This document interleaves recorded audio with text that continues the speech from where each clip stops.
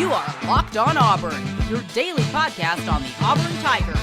Part of the Locked On Podcast Network, your team every day. Yes, welcome on into Locked On Auburn, your daily Auburn Tigers podcast. I'm your host, Zac Blackerby. Thank you so much for making Locked On Auburn your first listen every single day. Joining me, as he does every Monday, Lindsay Crosby of Locked On MLB Prospects. How are you, my friend? I'm doing well. It was a good weekend, and I'm excited to get after it this week. Yeah, different intro that I normally give for you. Locked On MLB Prospects is officially up and putting out content. The latest episode is up right now, so be sure to go check that out. So, Lindsay, things I want to get into today, early enrollees, the vast majority of them are moved in. I want to talk about those guys as well as where we are in the Caleb Williams sweepstakes. Has anything changed over the weekend? Transfer news, what are we hearing? And then, of course, we'll talk about that top 10 Auburn basketball team. And, hey, some folks even they have Auburn as the number 2 team in all of the country. But first things first, per Jeffrey Lee of On3, the following players have been moved in, and they will start classes on Wednesday at Auburn. Quarterback Holden Gariner, offensive lineman Easton Harris Jr., wide receiver Jay Fair, tight end Micah Riley Ducker, linebacker Powell Gordon, cornerback Keontae Scott, defensive lineman Jeffrey Mba, DBs Marquise Gilbert and Caleb Wooden. And also, Jay Lee reported that transfer Jason Jones from Oregon and transfer quarterback Zach Calzada from Texas A&M.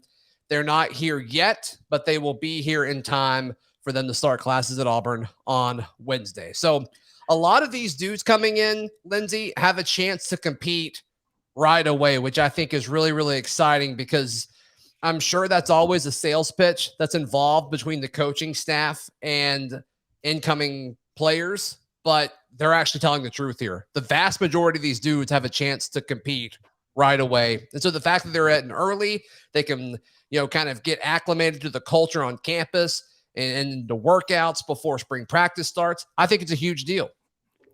This is big for Auburn and big for the 2022 season. We know that this was going to be a struggle this upcoming season. Year 2 of Brian Harsin was going to be a little difficult just based on who you lost and who you left. And going over this list, it's really easy to make cases for most of these guys to get playing time. If I had to, off the top of my head, knock out 1 or 2, it's probably not going to be huge contributors their freshman year.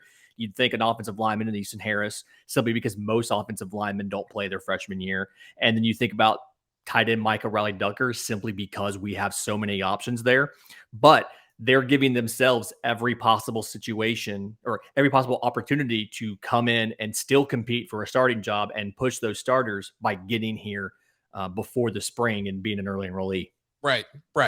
And I even think with the offensive line, I don't think he's physically ready, but he may get a shot just because there's going to be a lot of auditions and a lot of competition for all 5 of those guys. But yeah, you're probably right. And Micah Riley Ducker, from a talent standpoint, may be closer to being ready than some of the other guys in this class that have a better chance of playing time, but just he's coming in at a log jam, especially with John Samuel Shanker coming back and just a lot of talent in that room and depth. So that's just kind of part of it. But 2 guys, really 3 guys that I'm most excited for, Holden Gariner, Lindsay. I know there's been a lot of news about Zach Calzada coming in and a lot of talk about it.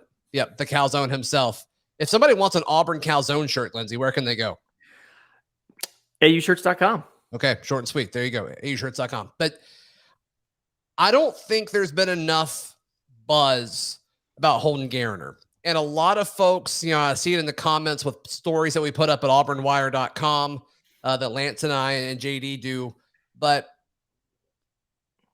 I think there's a real chance that Holden Gariner battles for this job. I'm not predicting a Gariner win by any stretch of the imagination, but with what Harsin wants to do, I will say this.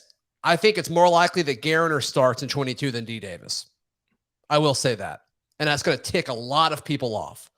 But I think with what Harsin wants the 2022 offense, or just any offense that he coaches for in the foreseeable future, unless he has a massive change as far as what he wants in a quarterback, I think Gariner is more likely to start at Auburn in 22 as a freshman than D Davis would as a redshirt freshman. We saw some of the Boise teams play a true freshman at quarterback before, and it's not unprecedented. And I feel like of any position to step into physically, that's probably the easiest one to step into because it's just a matter of physically, it's a matter of arm strength. It's a matter of can you handle the pounding of an SEC schedule. Getting here as early as he is gives Holden Geriner a shot. I do think it's going to be legitimately a three-way competition between Holden Geriner, between TJ Finley, and between Zach Calzada. Right. Simply because you got two guys with SEC experience in Finley and Calzada, and then you have Geriner, who Harsin selected. He's the handpicked guy that you went out and got out of high school to come in and run your offense. If you have to to leave a person out, and I know that our Discord's going nuts right now, your Discord, but if you have to leave somebody out, because it's hard to give equal snaps to four guys, I do think D Davis is probably that guy that's left out, simply because what he does and his skill set is so much different from from the other three quarterbacks. It's harder to plug and play from him to a different guy because he just does different things. And folks, please hear what we're saying. We are not anti D Davis. Based on all the evidence we've seen so far, I think it's least likely that he's a starter in 2022. That's just based on the information. Is that the right thing? Is that the fair thing? Is that what's best for Auburn? I don't know.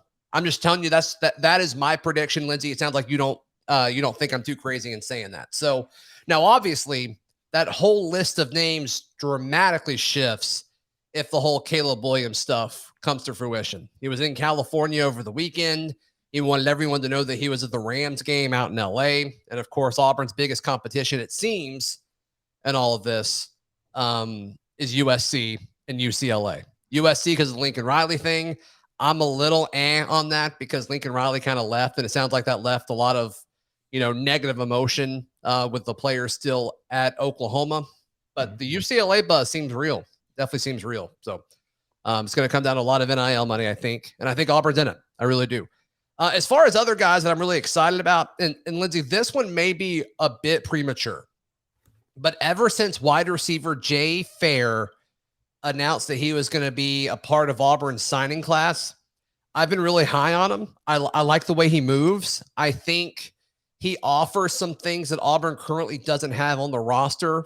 I think he can play on the outside. I like his ability to run routes, and I think he can create space on his own. Now, is he going to be able to do that in 2022? I don't know. He may be a 2023 guy, but Jay Fair is a guy early that I'm really high on.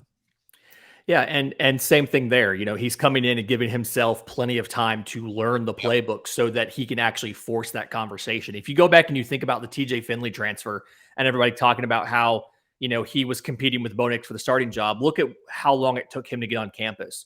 And just the fact that there was no way for him to pick up the playbook in time and build rapport with the wide receivers and the offensive line and everything you need to do. And so Jay Fair being here in January gives him strength and conditioning in the spring, gives him all of spring practice, gives him summer conditioning, and then fall camp to find a way to help this football team. And given how much time he has, you have to think it's going to be, they have plenty of time to work out a set of things. This is what he does well. This is a set of plays that he knows and he can contribute on day one, provided that he's physically ready. Right. And I think he will be. Right.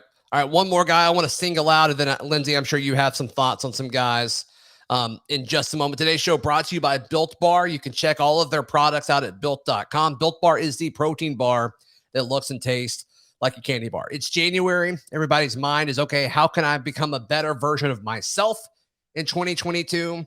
I'm doing that. My wife is doing that. We're very big. We're all in on trying to get healthier in 2022. And Built Bar and Built products as a whole, a big part of that. Already down a few pounds, and Built Bar is definitely made it easy. Mid-afternoon, you want a sweet treat, and Built Bar has that. All their bars are covered 100% in chocolate, but they're high in protein. And so when we type them into our fitness calculator, it tells us we're doing a good job because it's high in protein and low in calories. So be sure to check it out Go to built.com. Use promo code LOCKED15 for 15% off your order. Use promo code LOCKED15 for 15% off at built.com. Also, today's show brought to you by our friends at Fetch Me Home Delivery. You can check out all of the restaurants that they have partnered up with locally in Auburn, Opelika, and Lee County at fetchmedelivery.com, or they have a free app that is outstanding in your phone's app store. Just search Fetch Me Delivery. Should be the first thing that comes up.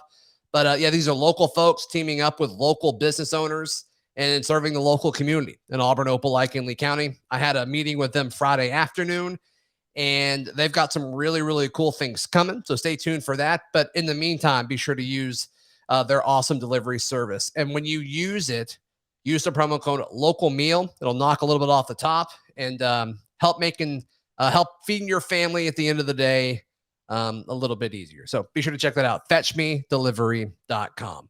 Lindsay, one last guy that I would love to hear your thoughts on this list of early enrollees, but Keontae Scott, the number one JUCO corner in all of junior college a year ago, committed to the Tigers, obviously signed with the Tigers. Look, I love corners. I love good corners. Cornerback is my favorite position to watch. Keontae is a good corner. Therefore, I love him. And I'm just going to leave it at that. You have been at the forefront of all of the elite cornerbacks at Auburn. You have been the guy. I mean, a year ago, you were saying, hey, Roger McCreary is the best cornerback in the nation. He's right up there, top 5, first-round draft pick, and everybody's like, Zach, you're crazy. And it turns out I said the same thing when Noah Benogany changed sides of the ball. I was at the spring practice. I remember looking at Ben Wolk, and we talked about it like he looks like a first-round corner. So, I mean, if you say you love a Keontae Scott, then I am excited to watch Keontae Scott. Number one JUCO corner in the country coming in. And same thing. This is a JUCO guy with multiple years of eligibility, to me, feels like it's the best of both worlds because you get plenty of time of them in your program, but they've already gone through a lot of the strength and conditioning stuff. Right. And that's why I'm so excited personally from this list for Jeffrey Imba. One, I mean, they call him Thanos, and that's just a great nickname. So cool. That is so cool. But I mean, like looking at what he does, number one overall JUCO player, just big athlete, well-proportioned.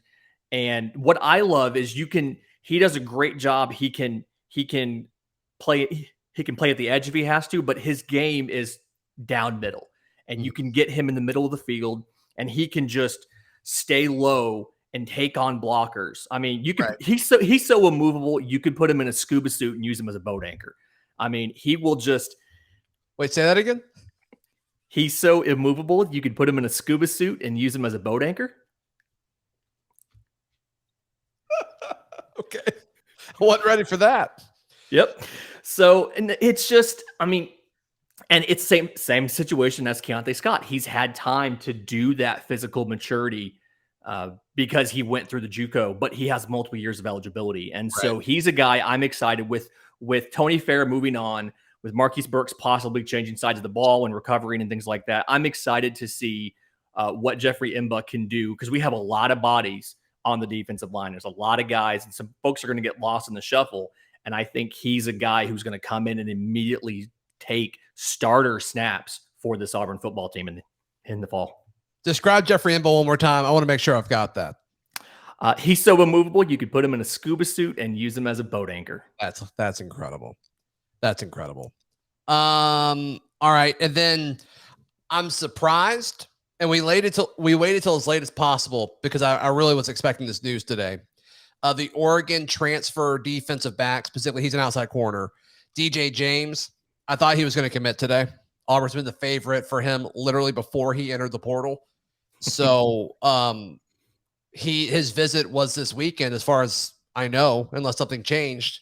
But things around him have been like really quiet. So I don't really know what's up with that, but I'm expecting that news.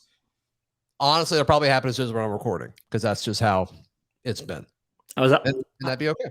I was about to say what's going to happen is it's going to be as soon as we finish recording, he'll go ahead and commit. If you're listening to this Monday morning and he is committed to the Auburn Tigers, it's Zach's fault. Zach made it happen. And so this is a power we didn't know Zach had. He can just talk about any player having not committed yet, and that player will immediately commit afterwards. Hey, Zach, you want to talk about Caleb Williams anymore? Yeah, this past Monday night, I should have talked about Kobe Hudson staying, clearly, because that was the issue.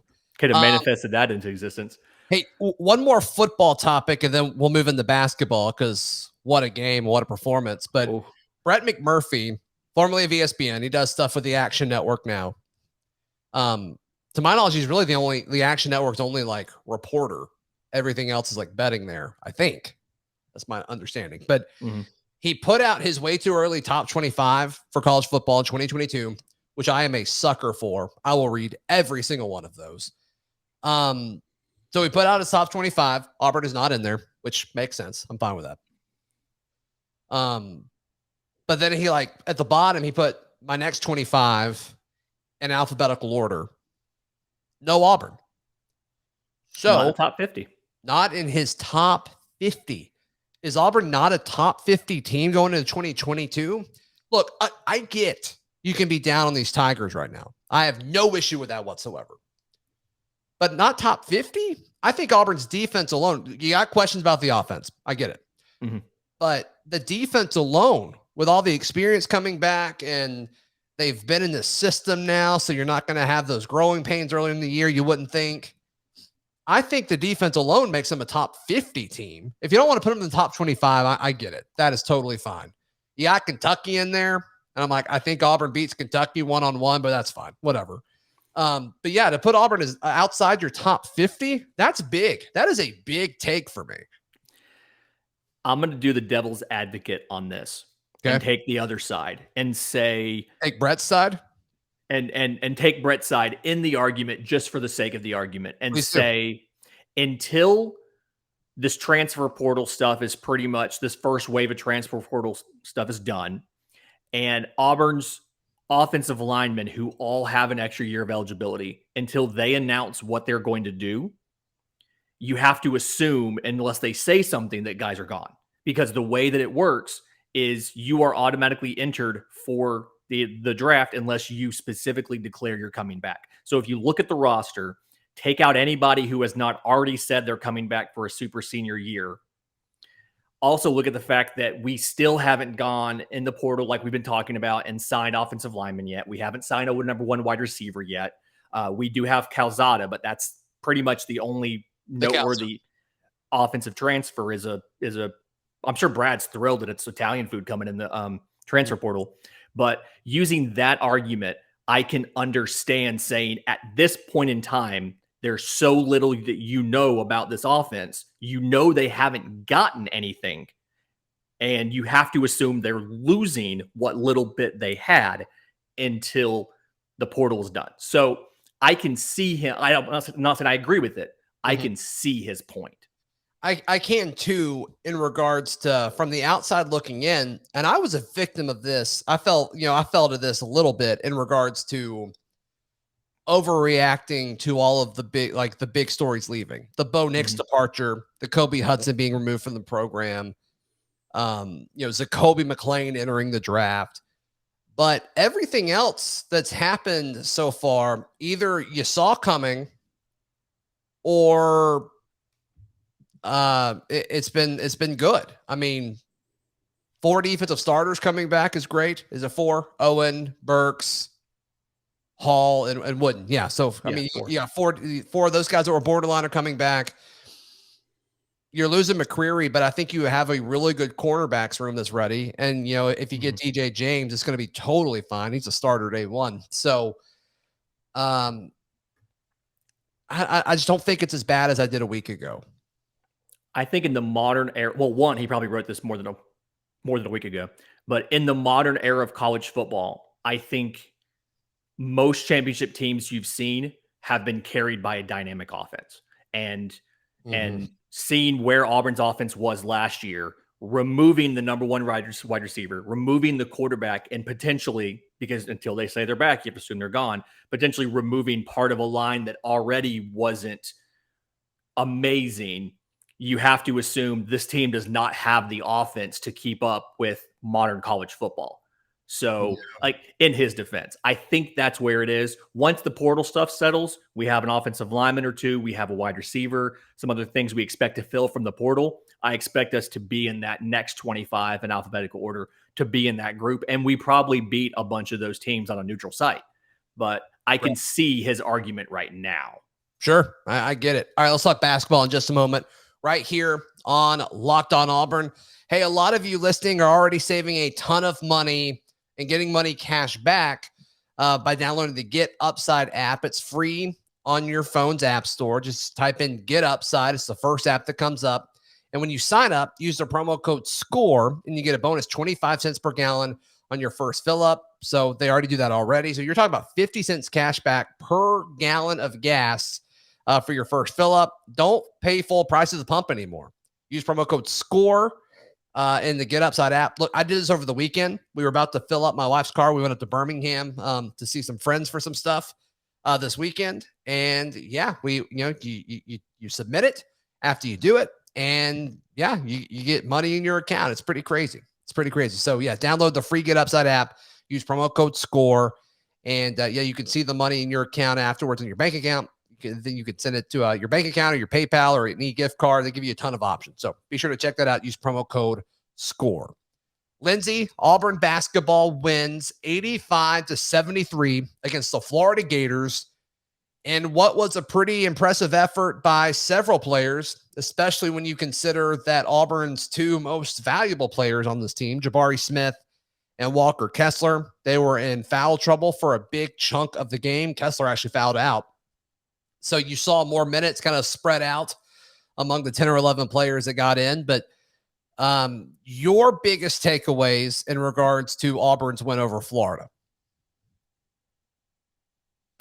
So I've got two things I'm really thinking about here. Is one, the offensive metrics I always look for is 50, 40, 90. Auburn shot more than 50% from the floor. They shot more than 40% from three. They didn't shoot 90% from the free throw line, and they just didn't get to the free throw line as much as you feel like a Bruce Pearl team typically does. They also didn't shoot a lot of threes Saturday either. But they still hit 44% of them. So to me, one is just seeing how well-rounded this team is.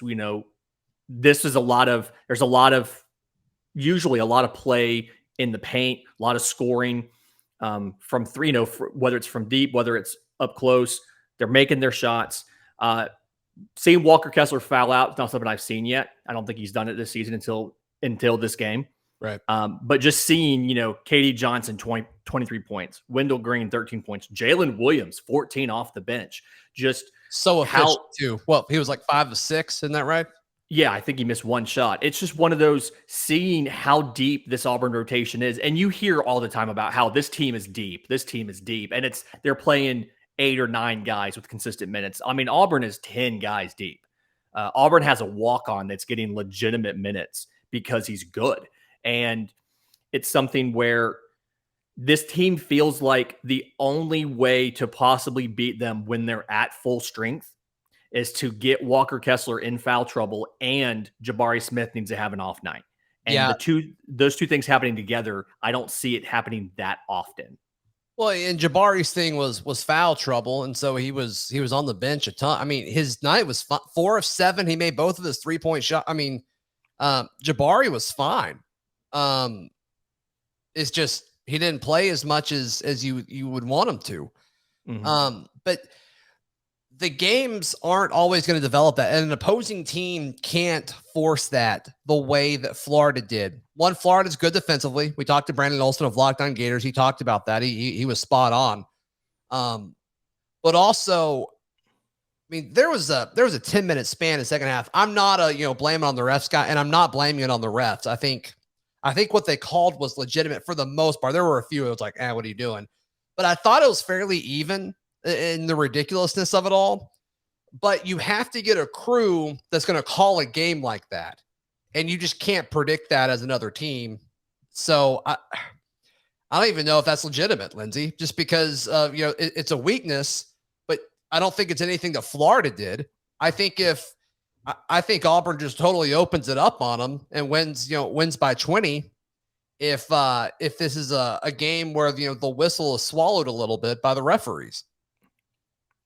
Yeah, I don't know how much scouting they do of officials. I know when it comes to baseball, something that I do is I look to see who's going to be the umpire for a series or what crews work in a series or a game or whatever.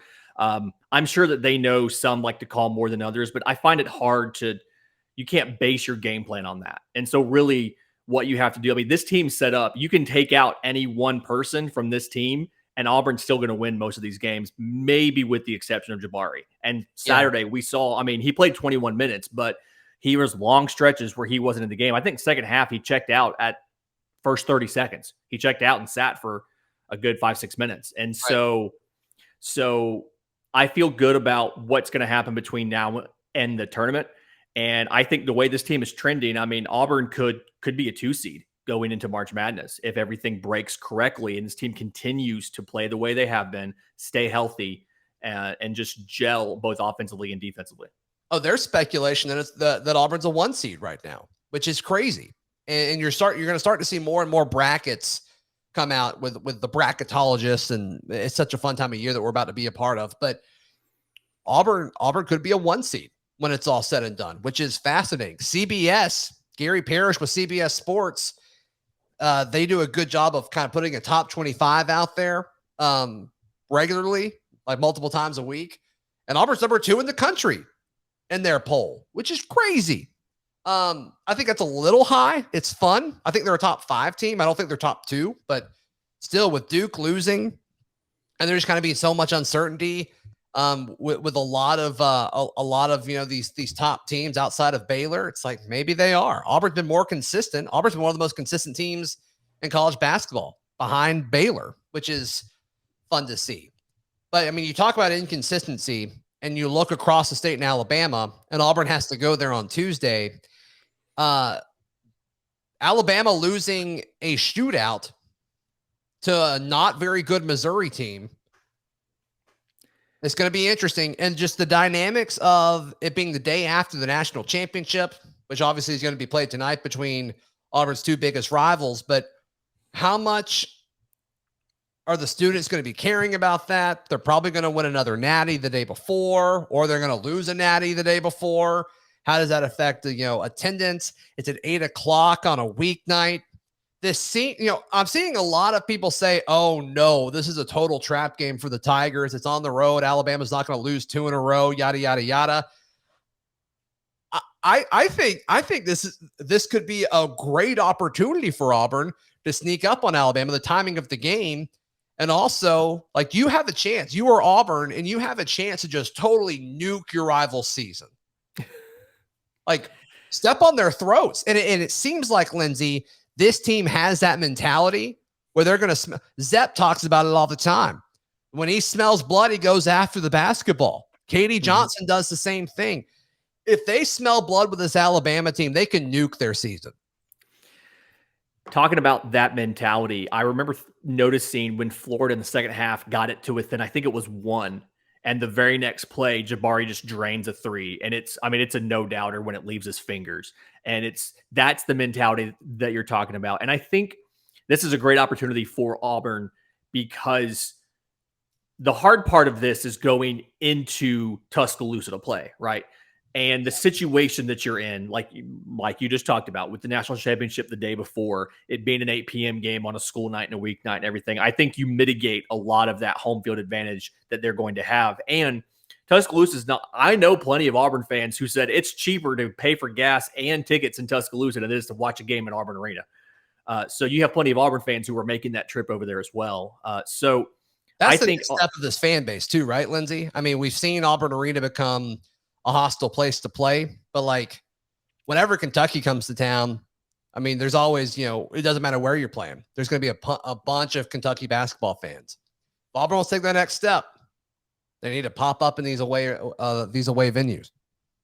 Yeah. And like, that's something where I think you're going to see this team this season do that. I think this season is the catalyst for Auburn to become a basketball school. And I don't mean that to take anything away from football. Football obviously is the biggest interest of the fan base and a big thing. But I think that this is, after this season, you're going to be talking about Auburn now as one of the blue bloods of college basketball, with those Dukes, with those North Carolinas, with those other historic teams. But my prediction is you're going to see Auburn go in and win by double digits on Tuesday night at Alabama, simply because of the scenario we're in, the talent in this team and the mentality that they have that Zep always talks about, how they are out for blood. Yep. It'd be incredible. There's no question about it. So just real quick. I mean, you talking about the transition to the fan base. I was talking to my wife about this on Sunday, and it seems like this hype and this energy, like none of it's fluky, which is fun. None of it's like 1 year hype kind of thing. I mean, Jabari definitely helps, but this team is still very good without Jabari. Now, Jabari brings a lot of it together, but you know, you got one of the best guards in high school basketball coming in next year. You're probably only going to lose 2 guys. The vast majority of this team's going to come back. The Allen Flanagan situation at the end of the year will be very, very interesting, but I do think you lose Kessler and I do think you lose Jabari. But outside of that, it's like this team is staying put, and it's going to be a popular transfer destination because Bruce Pearl can say, hey, look at what happened with Walker Kessler when he came here, and when Zep Jasper came here, and when Wendell Green came here. And all of these examples of success and improvement and player development. And also, like, they seem genuinely happy to be here. Katie Johnson's another one, obviously. So it seems like it's sustainable. And also, like, all the NCAA crap is behind us.